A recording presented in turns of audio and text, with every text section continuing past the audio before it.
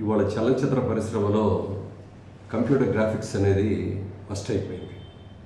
వాళ్ళ computer graphics మూలంగా మనం ఊహించినటువంటి ఎన్నో రకరకాల వింతల్ని రాబోయే రోజుల్లో జరిగే పరిస్థితులన్నింటినీ కూడా కళ్ళగట్టినట్టుగా చూపించే అవకాశం గ్రాఫిక్స్కి ఉంది.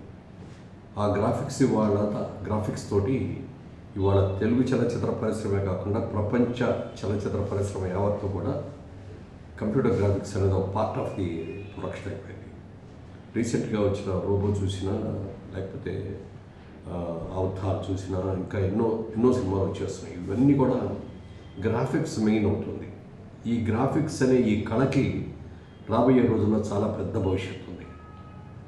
ముఖ్యంగా మన ఇండియన్ స్టూడెంట్స్ ఈ గ్రాఫిక్ కోర్సుల్లో అయిపోయిన వాళ్ళందరూ కూడా ఇవాళ ఇంటర్నేషనల్ లెవెల్లో చాలా మంచి భవిష్యత్తుకి వాళ్ళందరికీ కూడా అవకాశం ఉంది. ముఖ్యంగా ఈ రోజున ఐఏసీజీ కోర్స్ చేసి స్టూడెంట్స్ అందరూ కలిసి కొన్ని ఎక్స్పెరిమెంటల్ థీమ్స్ చేసినవన్నీ కూడా నాకు చూసే అవకాశం కలిగింది. చాలా అద్భుతంగా చేశారు. 6 నెలల కోర్సులో చేయాల్సింది కేవలం 4.5 నెలల్లోనే చేయగలగటం, ఆ చేసింది కూడా చాలా అద్భుతంగా చేయగలగటం చూస్తే నిజంగా చాలా ఆశ్చర్యం కలిగింది. వీళ్ళందరికీ కూడా అద్భుతమైన భవిష్యత్తు ఉండాలని మనస్ఫూర్తిగా కోరుకుంటున్నాను.